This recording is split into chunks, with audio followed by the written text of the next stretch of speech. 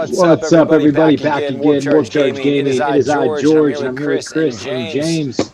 And we're here with you Thursday night, 9 o'clock Eastern Standard Time, episode 83, 84. We've had kind of a rocky month as far as getting on the channel here. Last week, everything crashed, some technical difficulties. But here we are. I'm back at the shop here at Battlegrounds, Midlothian, Virginia, home base of Warp Charge. You can see in the backdrop there the studio, or at least the gaming table that we have here in the studio. We talk about tabletop wargaming every week, particularly focused around Games Workshop games, 40K, Sigmar, Warcry, and Kill Team. And I've been sprinkling in the Infinity conversation as I've dived into the Corvus Belli gaming system there as well.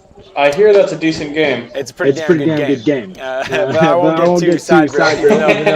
I did play a game right before we got on the channel, and it was fantastic. It came down to literally the very last roll, and on a D20, I needed to get one number out of that whole 20-sided dice there in order to succeed, and I landed that one number and got the victory. It was amazing.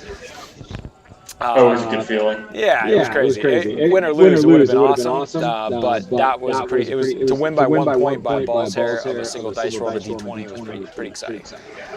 But that's Infinity for you. But yeah, we got a lot to hopefully talk about. We're gonna try. We're gonna try our damnedest. A couple weeks ago, we had shops closed on here. That was pretty cool. That was awesome. I very much enjoyed those guys being on the show. Yeah, that was great. Shout out to Shops Closed. Those guys rule. And go check them out. Join them on Facebook and whatnot to see the hilarity that ensues every time those guys go live. Some really funny characters to talk about. It's kind of the same stuff we do. Tabletop wargaming 40K. It's a big subject.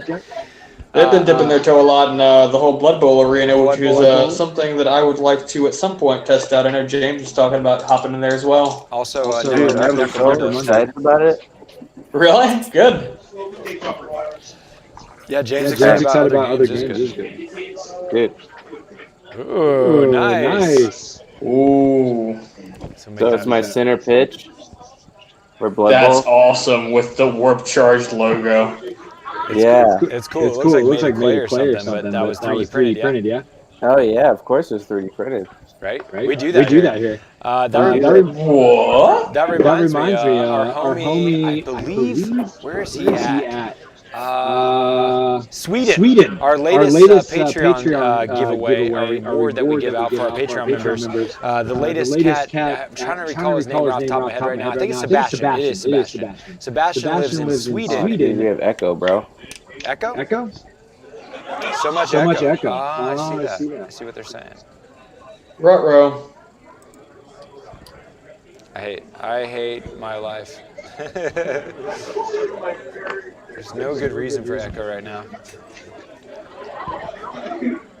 We are troubleshooting up. Oh, I found it. No, damn. Now you guys can't hear me. I figured it out, guys, but if I turn off the echo, it turns off the audio to you. Good thing Eric said something. This is a head twister here for a second. You can't just mute yourself, bro. I had myself muted. You can hear me now, right? Yeah, I can hear you. The part that sucks is that every time I talk, it echoes in my own ear, and it's a pain in the ass. Deal with it. It sucks. But I will deal with it. You're the one who forgot your headphones. You're the one dealing with the echo. Yep, it does kind of suck. Come on. You're used to having voices in your head. I got this.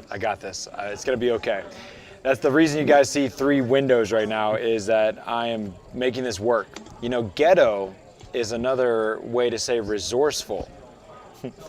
Yeah, I'm pretty sure that's in the Urban Dictionary. That's the dictionary. That's the definition. Dude, I'm talking really weird because I got this freaking echo. Okay, anyways, I took it on.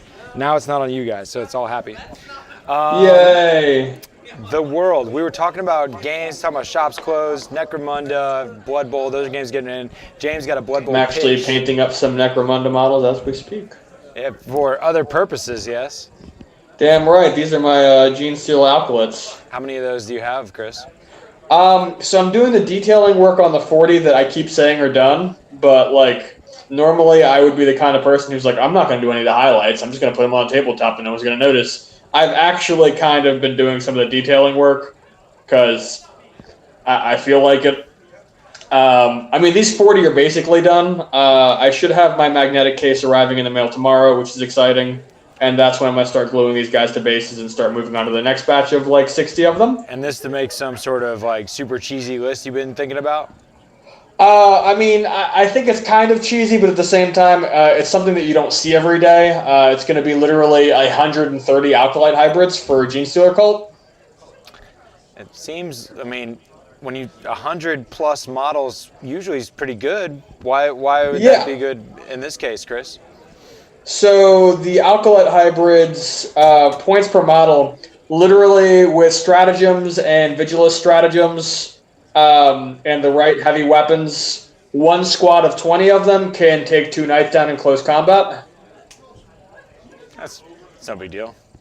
It's like, okay. Yeah, because they got like a +1 to wound stratagem, and you get the rock saws. You get 8 rock saws in there, which are double strength. So I'll be swinging at strength 10 with a +1 to wound, and hitting on 2s, and actually strength 12. Sorry, and yeah, it's a ton of attacks on raw volume and whatnot. It's not something new per se. As a matter of fact, I'm super excited for Psychic Awakening because Gene Stealer Cult hasn't been done yet. Mm-hmm. So I'm assuming that my army is about to get way nastier.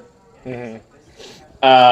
But yeah, it's just part of the problem with that unit is that literally every 5 models costs $32 from Games Workshop. So like to see 130 of them is kind of lunacy because I mean, you know, a 20-man squad, you're looking at literally $140 unit. Yeah, God, GW's crazy with that stuff, man.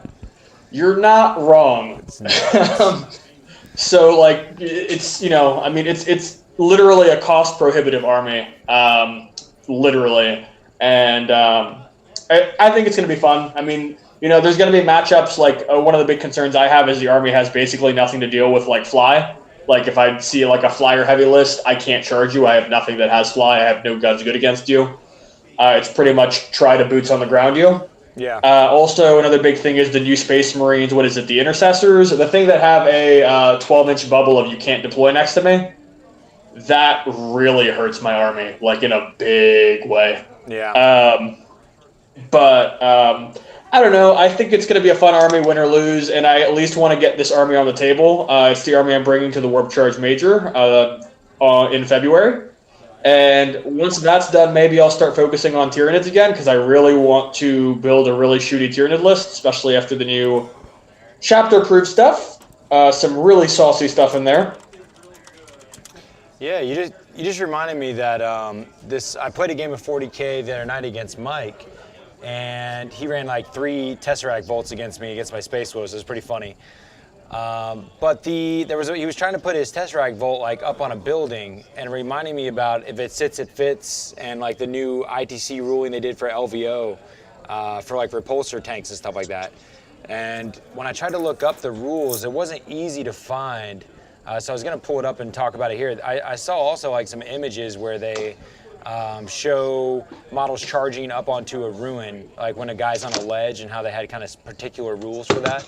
I don't know if James, if you're super familiar with like the edits they've made to the kind of ways that ruins interact with combat. That was just for the BAO, or was it SoCal Open? It was one of those. Oh, SoCal. And they put it in their packet. Okay, so it's not necessarily in general for ITC official. Nope. Same old, same old. Yep. Yay. That's boring. But in Chapter Approved, they did update some of their terrain features. So did. We're playing 40K, we're playing the update rules. No more magic boxes, bro. So actually, that's an interesting thing you bring up, James. I thought that was the case, but that's kind of still in the TOs the way they've worded it, if I'm not mistaken. They've added more verbiage so that TOs can make the call to call Enclosed Ruins this new terrain feature that's not a magic box. But I maybe I'm wrong, but I was having a discussion with someone else who also follows the rules pretty intently, and they were claiming, like, technically, because of how vague chapter approved was, magic boxes still exist. It's just kind of on the TO to decide, is it this new terrain feature that Games Workshop has highlighted in chapter approved, or is it not? Interesting. Well, the way chapter proof has it, it's basically if it's an enclosed building, it cannot be a magic box because nothing can enter the first floor, but you can basically move like over it, like you can get on top of it. Yeah. So that, and then when you're on top of it, you don't receive cover because you're in plain view, and that's basically a closed building now. And then there's ruins, which is a destroyed building, which has some way of getting into it. Then it's basically normal rules of you could have a situation where you're magic box-esque if like it's a doorway that you get in. But if it's a sealed building, no more magic box. And what's neat is they actually updated it so swarms and beast can actually go on the other levels. Oh, for real? Yeah. That I wasn't aware of. That's news to me. So my rippers are not boned by this magic box situation. Well, you still can't go through the wall. Oh. But you can go up the floor. Yay! Yeah, I feel like these are details I want to be more familiar with. Well, just got to read chapter approved. Yeah, gotta do some studying, man. Dive right into old chapter approved. There have been so many drops in chapter approved. It's been an interesting publication, I think. I basically just found the terrain stuff changed and armies, like every army got points drops. Yeah. Some people were able to bring an extra unit, but most people were able to just upgrade their current units, or were able to get the extra points they needed to make their dream list. That they were like, man, I would make this list if I just had 7 more points. Yeah. I definitely gained some. In my Space Wolf list, the list I always used to like to run with a bunch of dreadnoughts, I gained over 300 points. That's gross. That's awesome, man. That's large. It was large, yeah. I mean, like the Storm Wolf, the one transport that can carry Wolfen around, like it's 275 points. I would never bring it before, but like I brought it the other day because like, well, I can just slide this in for free. Why not? It's pretty fun to fly Wolfen around. Spoilers. Yeah. I also have a list that has 2 Lord of Skulls, a Brass Scorpion, 3 Lord Discordants, a Dark Apostle, and a Master of Possession. That's a lot. Yeah, I heard some of the characters got really good drops. I forget, maybe it was James that was talking about it, but some specific, like, I think Chaos characters got really mentionable drops. Yeah, I was stoked on those Lord of Skulls and Brass Scorpion particularly. That shit is cheap comparatively. I mean, I think one of the big drops for at least, and Gene Stealer Cult, since I'm painting those up, they got like 2 or 3 small points hikes. The Demolition Charges, which are the crazy Strength 8 grenades, took a 5-point hike, which I think is going to mean that you're not going to see the Gene Stealer Cult bikes hardly anymore, which is sad. But also their mortars went up in points, like the cheap hide, like in Ruins mortars that, just chink away at people's troops all day. Yeah. I'm not upset about that. I kind of hate mortars. Conceptually, like it's like they're just so effective for what their cost is that like seeing any kind of guard or gunline army just keep plopping these in the back of Ruins, I kind of want to see less of them, so that didn't make me sad. The Calormorph went up in points. He's still worth it. Jesse James, aka the shooty pistolier dude. No drops for Gene Stealer cults except for Metamorphs. Their weapons went down in points, so you're probably going to see more of those. And the big one for bugs is the Exocrine. A lot of points drops for Tyranids. A lot of healthy points drops. Hive Guard went down. Biovores are down to 40. You might actually see those again. But I think the Exocrine is like 150 now, so like you get a toughness 8 monstrous creature that just rains hot ranged death on especially like Primaris style Marines, because strength 7, 36-inch range, 12 shots, AP -3, 2 damage, so it just eats Primaris Marines. It's like, oh, you're in line of sight, you're dead. Marines are dying, I'm happy. Yeah, I think honestly, and some people are not as hot on the Tyranid changes as I am, in terms of like they're like, oh, the bugs are still not good. I'm like, even if they're not like top table, like the fact they're going to be cracking, in my opinion, some of the top builds is healthy for the meta. You know what I mean? Even as a gatekeeper army.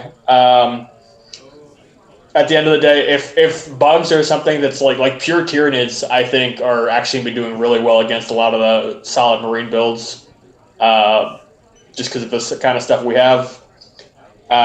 So I think it's good. Bugs are in a good place. I mean, the shield of ball stuff's amazing, but not to harp too long on Genestealer Cult of Tyranids. I know there was a bunch more in chapter approved. Even Shops Closed mentioned, this is something I didn't realize, but like, you know how they like separate a lot of things by like heavy support slot or like elite slot. For whatever reason, Games Workshop went with the book choice of having Dreadnoughts as their own separate entry.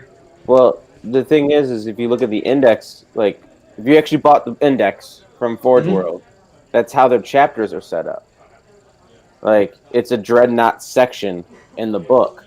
So they're giving you basically that chapter is that updated. They're not talking about the average schmo that's using Battlescribe.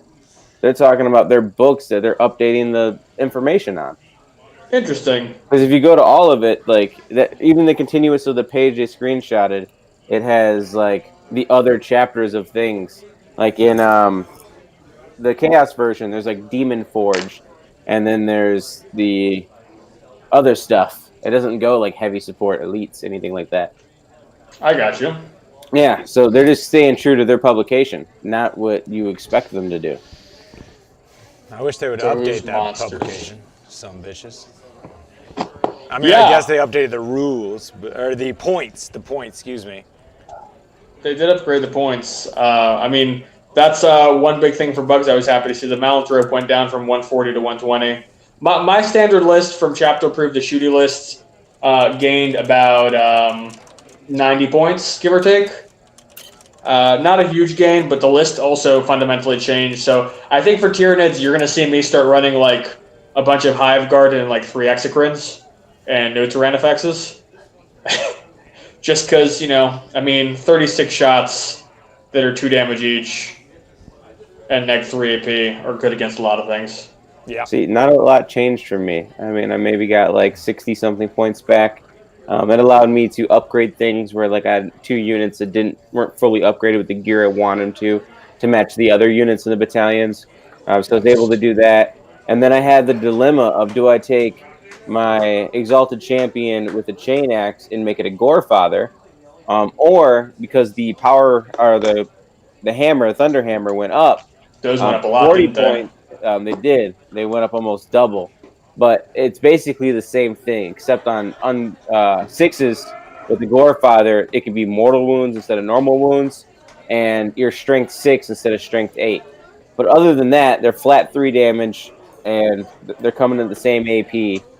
And it's like, I don't know what to go with. So I actually looked at it, and I was like, I would pay 40 points for a command point. I'm keeping my command point, and I'm going with the hammer. Nice. Makes sense. I mean, it was a hard dilemma, man. Yeah, stuff can be difficult. Command point can be highly worth it, though. Yeah, I mean, I originally, with this Genestealer Cult force that I'm working on, I had shifted it to 2 battalions, and I was like, literally like, dude, like I need 3 battalions to play this army. There's too many command point heavy tricks. So I just went ahead and turned it into 3 battalions, which meant like an extra like 20 Alkalite hybrids. But that's fine. I'm fine doubling down on this concept. Hell yeah.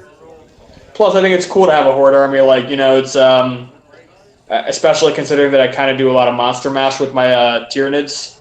I think it's healthy, kind of, not as a gamer per se, but it feels good to have, like, hey, this is my model-heavy army. Hey, this is my big creature, fun toy army. Yeah. Now, variety is the spice of life. Damn right. The game that Mike and I played the last night of the night, I don't even remember, 2 days ago. Crons. He ran 3 Tesseract Volts and had a Stalker, like the Spider. And it was only 5 models. But he had just played a game earlier in the day where the person he went against on turn 1, he did like 40 mortal wounds. He was able to throw all those guys into like one thing. And mortal wounds are the bane of a Space Wolf army's. I'm sitting there running around with spamming 3-up invulns. He just murks right through Wolfen with 40 mortal wounds. Yeah, you're not wrong. So I was nervous, but everything went wrong for Mike, and everything went right for me in the most hilarious way. He didn't win the roll off for a turn, which he only had 5 models, so he should have. He didn't seize. We ended up with a Dawn of War deployment, so that made him spread out. I put everything into one corner, which was terrible because all of his mortal wound output is like an aura effect. It's like everything within 9 inches of this spot takes mortals, and my whole army was all in one tiny little 9-inch circle. Besides, everything was in reserve. But he did not get the turn. And when he did his deceiver roll, because that's the whole shtick, is he uses the deceiver to pick up the 3 Tesseract Volts and put them right in front of your face. But he only got 1 of those, so he failed the turn. He got a bad deployment, and he got 1 unit to move with a deceiver. So all that was bad, but it all came together with. It was only like turn 2, maybe turn 3, maybe. But all of his Tesseract Volts, his whole army was in a singular combat. He charged me. And when it all resolved, 1 Tesseract Volt exploded, and everything else exploded in a chain reaction. And he basically, combat explosion, tabled himself. It was it was probably the one time I've seen through like multiple models, roughly 1,500 points of stuff die all in one moment. It was awesome. I did that at Nova. Yeah. With a flying plane that was full of his army and surrounded it and just killed it. Oh, the Custodes guy, right? Yeah. Yeah, I remember that. That was savage. That was 1,500 points in 1 round of combat. Yeah, that is the sauce. And that was one-sided 1,500 points. Yep. Yeah, no, same here. Yeah, that doesn't happen very often. No, it doesn't. You remember those. Yeah, definitely. It was pretty awesome. I had a chance to play against the robots also, but not so much of a ridiculous list. You played against Necrons this week? Oh, yeah. Cool. Did you try some new shenanigans? Actually, I just played my updated version with all the new upgrades in my same list, so nothing changed. Was that with Matt Simon? Yes, sir. Was he rubbing his hands together with all the new stuff he was bringing, or what? Well, he had extra points, so he had full units of bikes, full units of wraiths, 3 planes, 3 arcs, a unit of immortals that's 5, another 10-man unit of immortals, and then a 10-man gauze unit. He's ready to go, man, And all I really had was just some updated weapons, nothing, no added units, nothing like that. But I got new stratagems that were kind of cool that I didn't really need, but was nice to use. Yeah.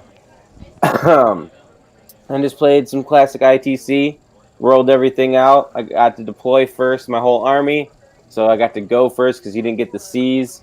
And on my first turn, I charged 2 units, one with a Lord Discordant, and I killed 1 Wraith. That was it. Oh, no. He killed half of the Lord Discordant.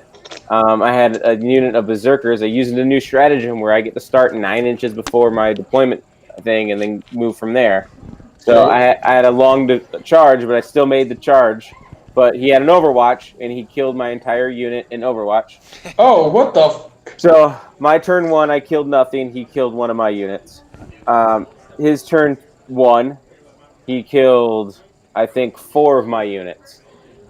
He killed my Lord with the Thunderhammer by using the Plains Bomb. He killed a Rhino. He killed another unit, 2 units of Berserkers, 5-man units.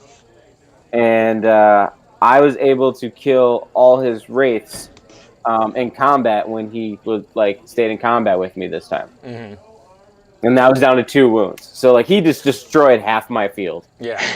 But then I got to go, and his wraiths were his key to closing off an area where my Catan couldn't go to. And since I killed them, I was able to wipe in where I killed a unit of immortals, a unit of warriors, an arc, and touch another arc. My turn 1. Or turn 2, I mean. Nice. And then from that point on, it was just like me wiping as he's just trying to like get secondary points. But I had an interesting like thing where I've actually saw today people asking the Master of Executioner is any good. And when that model first came out, I thought it sucked. Mm-hmm. Like I was like, this thing's super slow. Like it's got nothing going for it. It's got D3 damage. So I have 2 of them in my list, and I bring them because they're the second cheapest HQ choice besides a Warpsmith. Yep. And as World Eaters, they're getting an extra attack. And then because they're now Space Marines and all Space Marine stuff gets fucking an extra Shock attack. assault. Hateful Assault, yeah. Yeah, so they got 2 extra attacks based on their like normal profile. So now they have as many attacks as a damn Demon Prince. At neg 3 AP with D3 damage, and they hit on 2s. And they're strength 8. Lord. You know what I mean? Like they're coming in tough for being like a 60-point model. Yeah. And I was able to use a stratagem where I get +1 AP. It's a new World Eater stratagem. So now they're AP neg 4. And then I use Veterans of Long War. +1 to wound on something that's strength 8. Yeah. Savagery. So I came in hot onto a unit of Necron bikes, and it was a unit of 7. I killed 6 of them. And they're 2 wounds apiece, and normally neg 1 to hit, 3 up armor. But they didn't get a save. And I'm doing D3 damage. Nice. Yeah. Savagery. Like, dude, that's a cheap-ass like model that just took out double its points in 1 round of combat.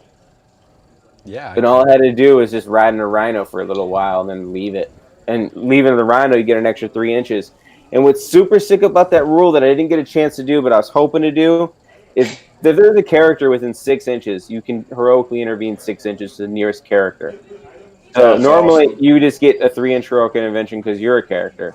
But if there's a character within 6, doesn't mean you have to heroically intervene into that character. You just have to go closer to that character. Specifically an enemy character? Yes. Okay. So now you're tying up units that they didn't think you can tie up, and that thing murks face. And if you're Emperor's Children, you get to go first. Just saying. Yeah. People need to start looking at that Master of Executioner. Because he hides, man. Because he's like pointless, man. He doesn't do anything until he's there. And then he just murks whole units. Or he can take out a vehicle by himself. Or he can take out half a knight. And being World Eaters, man, I'd attack twice. Go corn. It's like friggin' 2 of those tag teaming a night. Dude, I have 2 of them, and that's how they rock, man. They only got a 5-up invul, but hey, I don't care. They're only 60-something points. Yeah. Respect. I can dig on that. Yeah, so I'm a big fan of those guys. And the Lord of Skulls are has been something I've been looking at. Like, Iron Warriors makes them real good. How so? Night Lords makes them really good. Just Iron Warriors have all this vehicle stuff that helps them. Give them feel no pain and stuff. But it's like, it has to be strats, right? Because you don't get any of the Legion benefits. Yeah, it's strats. What do you mean you don't get the Legion benefits? Like, you don't get Legion benefits, you're not a character or infantry or whatever. Like, the vehicles don't get them. Oh, yeah, no, it's through the strats. Yeah, or like a aura ability from a Warlord trait or whatever. Yeah, it's that. And what's neat is I've seen lists that people are putting together that have a Lord with 3 Hellbrutes, because Hellbrutes are cheaper, and then a Herald with 3 Skull Cannons, and then 3 fucking Lord of Skulls. People are running Hellbrutes? That's insane. Dude, they're super cheap now. They're like 60-something points to drop Las Cannons on them. What? That's nothing. Oh, dude, you could run an army of Hellbrutes right now. That's nuts. I was going to say, I mean, Sentinels with last cannons are like 40 points. And what's crazy is Hellbrutes do get Legion traits. That's yeah, awesome. they do. So you can go wild with Hellbrutes, bro. That's pretty It's fun. a real thing. Except, GW, get your shit together. That's an expensive-ass kit for what it is. You're allowed to take a squad of 3 or what? No, they're individuals, bro. So you can only bring 3. Yeah. You said a whole But- army and I got excited. Well, that's a whole army to me, bro. 3 Hellbrutes, that's pretty wild.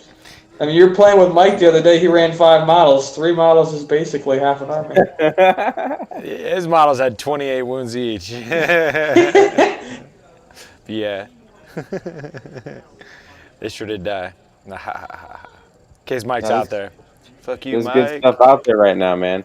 And I was second guessing. Do I go with the Lord of Skulls or the Catan? And I'm still sold on the Catan because he's like 60-something points cheaper, and he moves faster, and he starts off with more attacks. And if I'm only going to run one of them over having multiple, I want something that's going to hit hard at once because it's typically going to be gunned down really quickly. Where like having multiple, I'm going to definitely agree with the Lord of Skulls because they get better as they get wounded and they continue to heal themselves. So then you're hoping that they're going to split fire, not dedicate all to one, kind of hurt it, and you're going to actually utilize it even better. But the Catan, you want it to get there quick and damage something. Yeah. Hopefully that Catan gets there quick because I'm still waiting to hear back. I mean, apparently it's in the mail. It should be arriving any day now, I think. That sounds At awesome. least. Yep. Maybe Santa has it. Maybe Santa has it. Ho, ho. Speaking of new models, James painted me up my Birdman from Warcry. Got some images here. Blam. Those models are very cool. They really are. That is a Shrike Talon. That's one of the big baddies of the Corvus Cabal, I believe. And I forget what that little piss ant's called, but he's cool. He's cute. The best part, man, I love the bases, dude. You killed it with the bases. Yeah. Yeah, that looks really good with all the. I actually didn't know those were custom bases, so you just said that. I mean, it makes sense because they're really pretty, but freaking dope. Yeah, you know what I did to make them? What? I found a fish tank aquarium like Oh, column, nice. and I broke it with a hammer, and then I put it on the base, and then I painted it to make it look weathered. Sweet. That's awesome. It the one that the big bird's standing on, it almost looks like a deer antler as well. Like I was like, I thought you might have said something like that for a second. Nope, it's a column. That's super cool. Yeah, the one that the thing is like sitting on with it's holding the bird. Yep. That one was really difficult to break, so that like I didn't fuck it all up. But other than that, pretty easy. That's pretty fun, man. Someone actually just showed me a whole board of corn terrain they did. And interesting enough, it just reminded me because George said deer antler. Someone did an entire board of corn terrain out of deer bones. Cool. That was very interesting. I wish I dug up some pictures on that. I'll have to send those up. An amazing display board I seen someone had many years ago when I was first getting the hobby that inspired me so much. And I did more research in how they actually made it. And they bought owl pellets and pulled apart the owl pellets to get out like little rodent bones. Yeah. So that they were miniature scale and like skulls and stuff. And like that's what they crazy. used to make it. And I was like, man, how do you get an owl pellets and how much are they? And they're like $6, but you're like pulling apart owl shit to like find these bones. That's how you, that's how you take fun dedication seriously. in the hobby. Yeah, you take it fun seriously then. Impressive. So James, why aren't you pulling apart owl shit for me, man? Come on. Damn, yo. Dude, because I don't have owl shit. I'll be honest with you, if I had owl shit, I'll be pulling that shit apart. Guys, hook us up. Send us some owl pellets to James. I'll fucking pull it all apart. Yeah, we'll take other poop. Nope, just owl. Send us your poop at We'll charge game. What's up, Trevor? You can address it to Battlegrounds where it will get sorted. Yeah, okay. God. Trevor says hi. Hello, buddy. Trevor. Yep. I was thinking earlier, I didn't even finish my thought because of crazy echo-ness, but our friend Sebastian in Sweden, he wanted for his Warp Charge Gaming Patreon payout a bunch of our leftover dice and a 3D printed paint rack. So that was really cool. Sending that to Sweden this week. Super cool, man. Yeah, that's nice. So for Trevor, they just shouted out, I'm working on these little fire dwarf dudes. Oh, let me blow you up. I don't know if you can see them very well because they're still in transition. Tiny bit out of focus on my end, but I can see what you're working on. Yeah, I painted them to be a little bit more tan. In my head, I envisioned it's hot and lava, and like it would tan you. But he liked the contrast of the lighter skin, so I'm now repainting their skin to make them lighter. Makes sense. Yeah. Right on. Yeah. That's what Trevor says. I could tell it was a small bearded figure. See, that's what's up. Small bearded figures are where it's at. Yeah. Yeah. Let's see. What else is going on in life? You know, this weekend is going to be a 40K tournament. We do those. Oh, man. Isn't that like the big teams tournament? It is. Yeah, I think some of your boys for coming down from your area there. Yeah, Steven was saying he's going to make it up, and I think he was bringing, I think John was going with him, which seems cool. I would love to go, but actually the day after Christmas, I will be traveling out of the country, and I have burned up a lot of PT or time off because I'll be gone for like 3 weeks. So hopefully I can actually get in on the podcast here and there. Sure. Well, at least we'll get just you in for case. a major event, though. Damn right. That's where I'm debuting this army, which I'm super excited about. Hell yeah, that's February 22nd and 23rd, 2-day tournament for 64 people, major event. We partner with Coastal Wargaming here at Battlegrounds. We throw it down. Coastal Wargaming based out of Norfolk, Virginia Beach area. If you see anything with their name on it, you're sure to have a good time if you go check out their events. Love those guys, and happy to be working with them again. They make great terrain too, and what I'm excited about is we're actually working out getting 16 tables out of what they've made for Battlegrounds. So for into the 2020 season, we're going to have a big upgrade into the kind of terrain we provide as far as competitive tournament-ready terrain. It's all going to be matching the mats we have here at the store, and I'm going to bin it all up and keep it safe, only for tournament days kind of thing. So that'll be cool. And then next week is Age of Sigmar. So you guys got to come check that out if you're Age of Sigmar lovers. Speaking of which, that also, just like Chapter approved, it just got They got a big points change. I heard Slanesh took it right on the chin. Yep. Its depravity points got hit. Basically the new release is Slaves to Darkness, which are some super sick models, and the new updated rules make them seem a lot cooler. That's Archeon's like kind of home base there. That's his friend's. But he went up in points, Archeon did. He has a little bit more value now. They didn't just raise his points, they gave him better rules and then made him more expensive, which seems to taper out, to be fair. I did get to see for the first time one of the Corn Dragon, Forge World Corn Dragon for Age of Sigmar. It's a huge model. It's bigger than a Harridan. Damn, I have no idea what that is. I've never even seen that thing. Yeah, it's pretty incredible. It's a 1,200 point model is how much it takes to bring it. In Age of Sigmar, there's not really much that's like it. Most things that are of its caliber are like the 800 point range. But the thing is massive, and it was pretty cool to see a big old hunk of resin. Eventually, it'll be painted up in here, on the channel at some point in time. So look forward to that day. Nice. That'll be cool. I'll have to catch that. So have you been playing much Sigmar, George, or has it all been one infinite party for you? Haha. No, I'm still down with the Sigmar. I haven't been playing near as much as I would like to. I definitely want to take a look at some of the FAQs. Like Blood Crushers went down in Sigmars. I can take 3 more than I used to be able to. So that's cool. It's got a little bit of point reduction on them. That was the only thing in Khorne that got reduced was Blood Crushers and Skull Crushers. What's exciting is that Tzeentch is apparently on the docket to get a new updated book, so I'm looking forward to that. There might be some Tzeentch endless spells. It'd be super dope to see some Tzeentchian endless spells. So what you're saying is a change is coming? Yeah, you might say that. So yeah, looking forward to that. There's some cool ways. In Sigmar, there's the way to have a double turn, where each turn you roll for priority, and you could lose the priority, and your opponent could get to go twice on you. And that's a really big deal. And so, being prepared for that is a part of the skill set you have to have. But the cool thing about Archeon, where he's this big, expensive model, he had it in the in like the Alliance book for Chaos, he had a formation he could take that would give him the ability to look into the future and secretly get to know what the turn order is before your opponent does.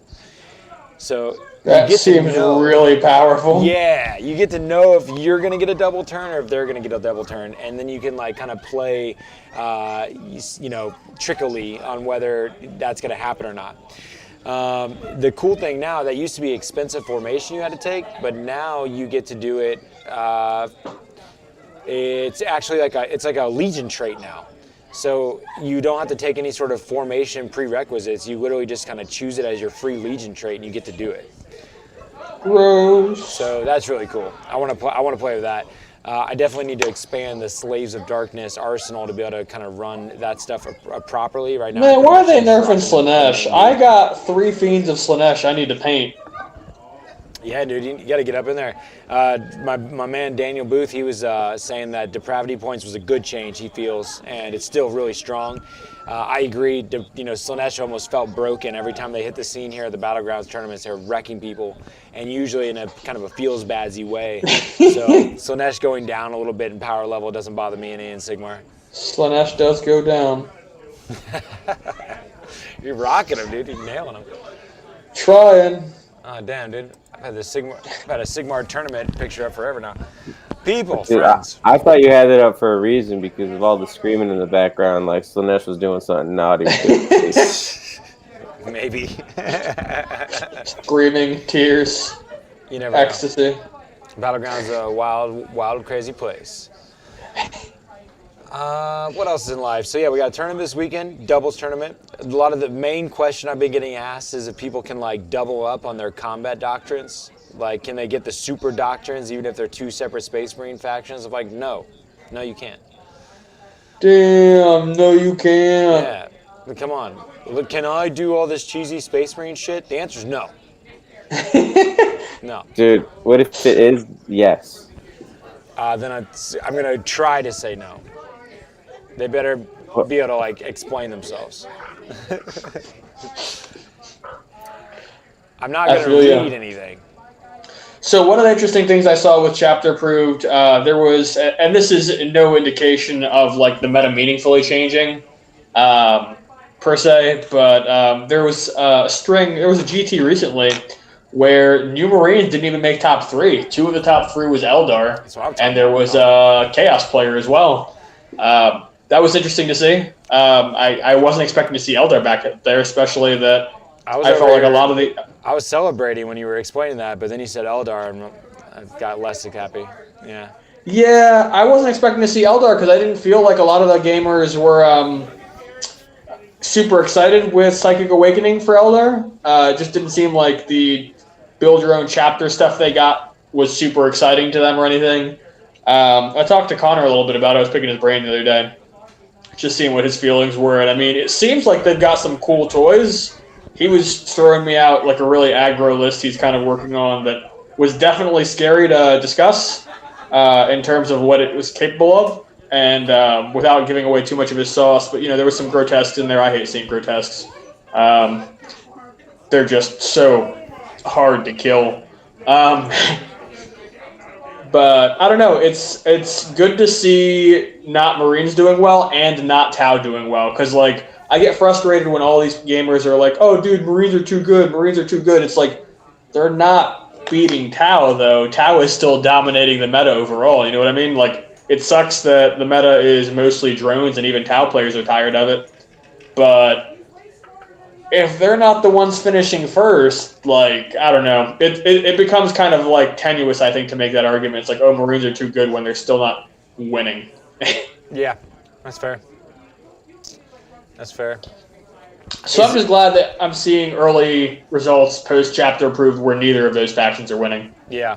I wonder what their, kind of their big banes are. Is it heavy shooting that takes them down the easiest, or is it like tricksy armies or combat oriented? So I know the Marines, like long range shooting is very good against them. Like 36 plus range shooting tends to be pretty effective, it seems like. Especially if you can keep them at bay. I mean, I know they have some assaulty tricks, but like if you have enough long-range shooting. That's part of why Tyrion is just such a good answer to them right now, in my opinion, because shooty bugs are shooty and deal multi-damage. Orc Dominance incoming after Psychic Awakening update coming from Daniel. Interesting. I don't know what that necessarily means. That's just Dan getting excited about his own faction. But it seems like no, I'm kidding. I mean, it would be cool to see orcs get good. Yeah. I was just sitting here faction. trying to think about who I want to see on top, and I want to see demons, I want to see space wolves, I want to see chaos. You sound very biased. Yeah. I want to, you know what? And I'm obviously playing my audience a little bit here, but I want to see Necrons to get really good. Yeah. Like they just have got or great. You know what? I would be happy with Marines being good if it was Grey Knights specifically. Like those poor bastards. Yeah, Grey Knights. Come on. I'm laughing at Travis. He said, "Sorry, Daniel, that was not going to happen." Orcs always kind of get shafted a little bit. There's been some rumor about Space Wolves getting their Primarch too. I mean, that'd be amazing to get Russ at the table. That'd be sick. I'm all for more Primarchs. I mean, you know, it sucks, I think, to give the two factions that have all of the best alliance options. In my opinion, I'm biased, obviously. You know, more beat sticky like units that can get souped.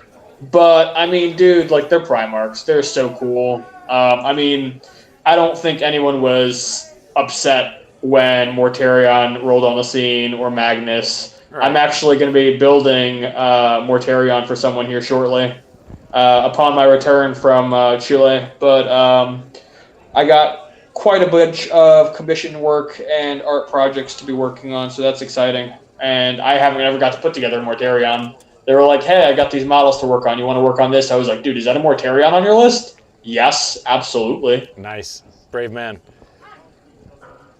Yeah. Daniel's mentioning that new Gazgul in the Psyche Awakening. That is exciting. He needs a new model. You know what? That's strong agree. Yeah. Strong agree. Yeah, basically Xenos and Chaos. Let's put up top, and then Space Wolves and Grey Knights are the only Imperium that I'm down with. Yep. Yeah, I don't think any other Imperium. Yeah, fuck them. I got super excited recently because one of our friends who is a competent gamer despite his beardiness here and there, I'm not going to name drop here, has recently picked up a Genestealer Cult army, and I'm so excited because he's definitely a much better gamer than I am in terms of like competence, and I want to see how well he can do with them. That's like my sincere thought. You know, we haven't even mentioned, but what about Sisters? Sisters going to do anything on the scene, we think? Nobody's crying about their rules, it sounds like. I don't think anyone super cares.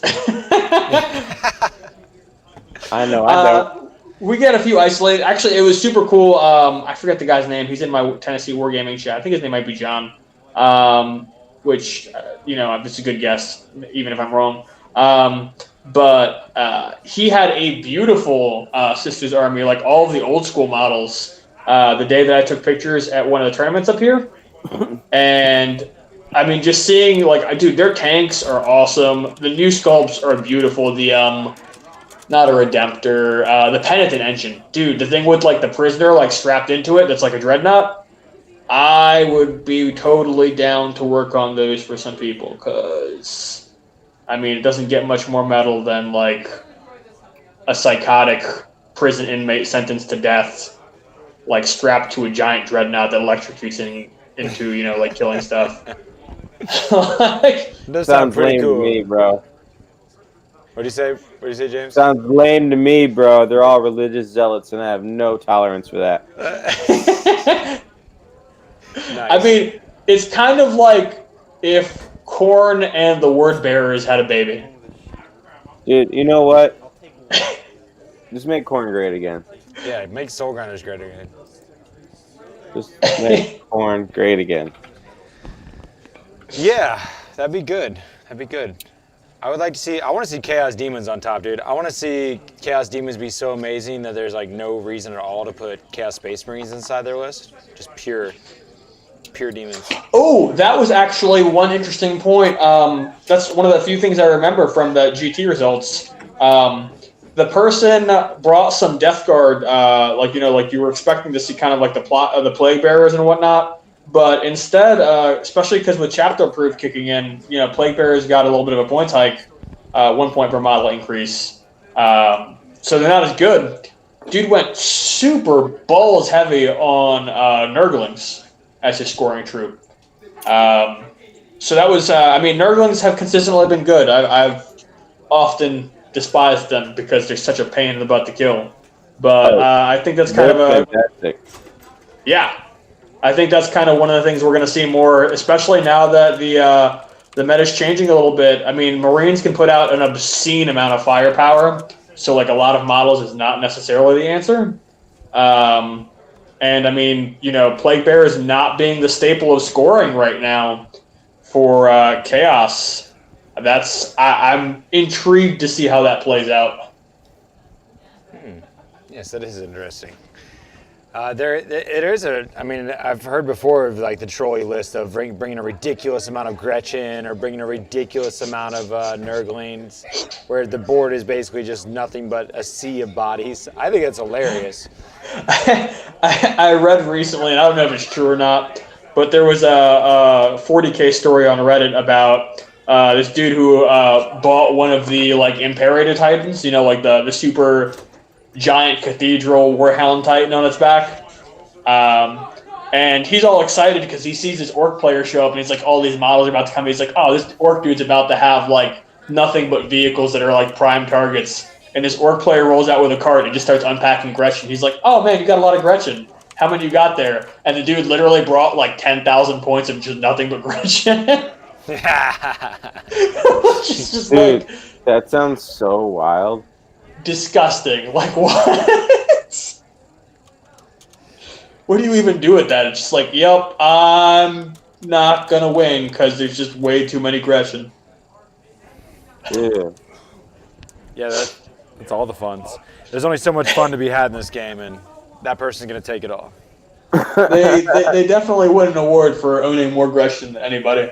Anybody. More than GW owns. Yeah, no kidding. Especially if they were all painted.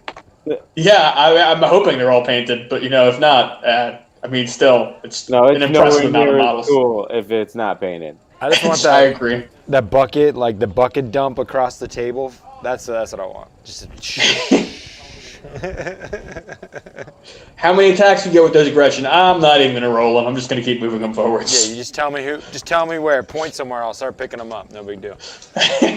Use like a dustpan, a little sweeper. I want that. Do you bother rolling attacks? I would like pick up like 20 dice and be like, I know there's way more attacks, but that's all I'm rolling. Like, that's it. Like, if I kill stuff with this, cool. If not, let's not waste our time. Yeah. Dice app for days. I guess I would dice amp it.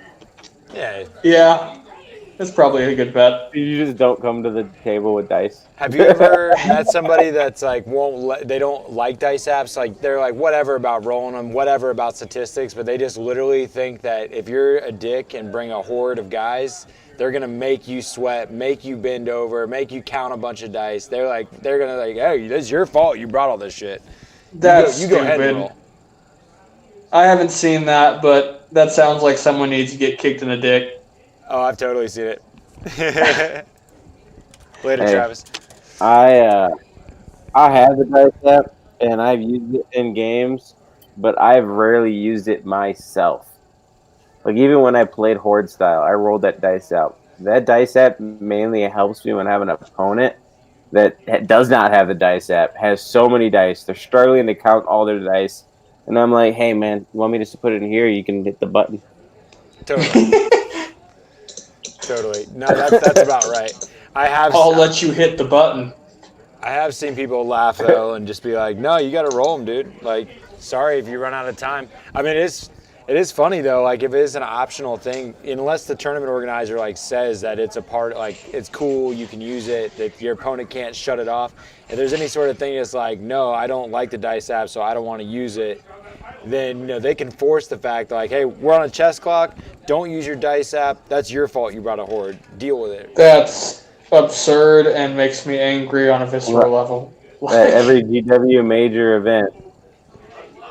Yeah, but every major event, or even GTs, like especially anything that GW sponsors, dice app's allowed if it's the GW one. Yeah. Mm-hmm. Yeah, pretty much. So you shouldn't really fall into that. But yeah, people can be dicks. It's all about winning. You have models. I do. I like them. The Dark Eldar bits work really great for some of these We can't tell. 3-arm conversions. Yeah, they're hard to tell what they are. They're dark. Yeah. It's a shame. But they look like they're blobs of cool things. Oh, I see him better. Yay, light.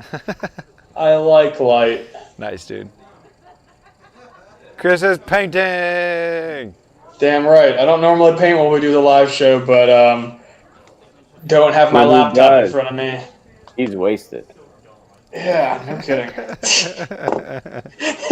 Oh, man.